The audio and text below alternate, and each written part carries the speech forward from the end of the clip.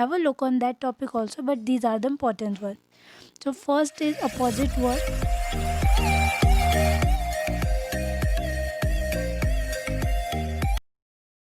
Hey guys, welcome back to my YouTube channel. In today's video, we are going to talk about some important tips about the German A1 level exam for the first year students, and also we are going to discuss some important topics which could come this time in your exam. And also at the end of the video, there is a bonus point in which you are getting a previous year sample paper which are not available on the DU sites. So till stay tuned and watch the full video. So let's get started. Los kids. First tip which is very important is don't panic in exam. It is going to be very easy regardless of whether it is an online exam or normal OBE exam. It is going to be very easy. And for the DU students, the exams happens for the 55 marks because other 45 marks carry the assignment, internal, viva, all these things. So next thing, you need to understand that the basic grammar is necessary to score well in this exam because the question mostly come from this. If you don't know the verb conjugations and difference between sie, du and possessive pronoun, so it is going to be very hard for you. So now I am telling some of the important topics for A1 level. These are important, but it doesn't mean that you leave all the topics. Have a look on that topic also, but these are the important ones. So first is opposite words. Sometimes they come, but sometimes they don't come. So basically this time OB is happening. So it may be possible that to make you comfortable, they might give the opposite words. It comes under the topic adjectives. So next important topic is modal verb. And next one is verb conjugation. You need to thorough with the exceptions that are there in the irregular verbs because regular verbs are already so easy that you already know. So next is time. You need to have a good command over the time. Say it whether it would be a formal time or informal time. Both are important. So next is nominative and accusative case. So one tip I want to give to remember this, that whenever there is a subject and object, only subject object, so it would be nominative. And look, A refers to accusative and A includes all. So whenever there is subject, verb and object, it will become accusative. So that will take accusative case, and during accusative you have to only take care of masculine form because other forms are already same.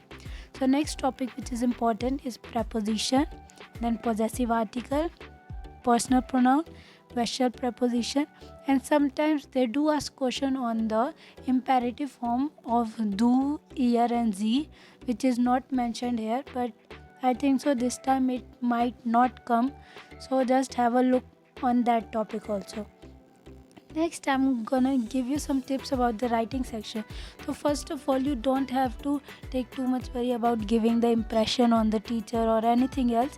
Use the basic simple sentences, and I am guaranteeing you that if you use basic simple sentences in correct form with correct verb conjugation, you are going to have a good marks, very good marks. And next thing which is important is understand the question carefully, because whenever we are doing a writing section, mostly we don't understand the context of question and we write accordingly, and then we got our marks deducted. So no, you have to practice 1-2 letters or email writing before it, whatever your exam pattern or syllabus is.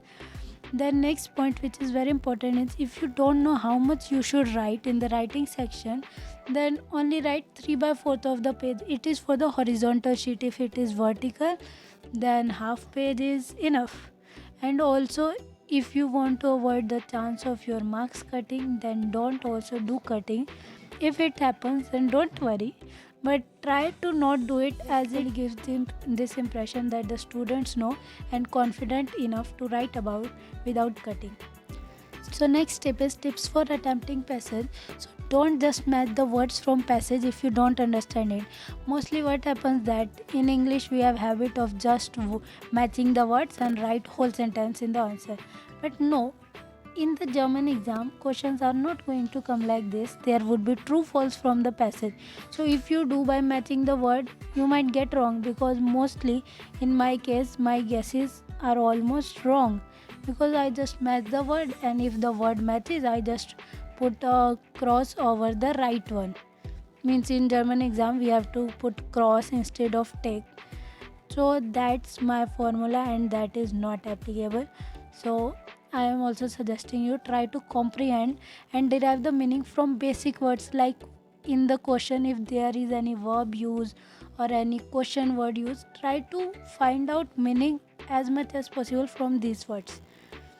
And the next, you already know that question would be in the form of richtig or the false, means true or false. So to give an insight about the question paper, now we are going to have a look over the question paper which is from the last year. So now it's turn of our bonus point, that is our question paper.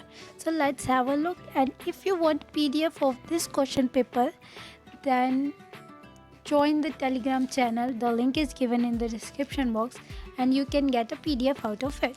So let's start having a look on the question paper. So here it is mentioned that it is for the BA program.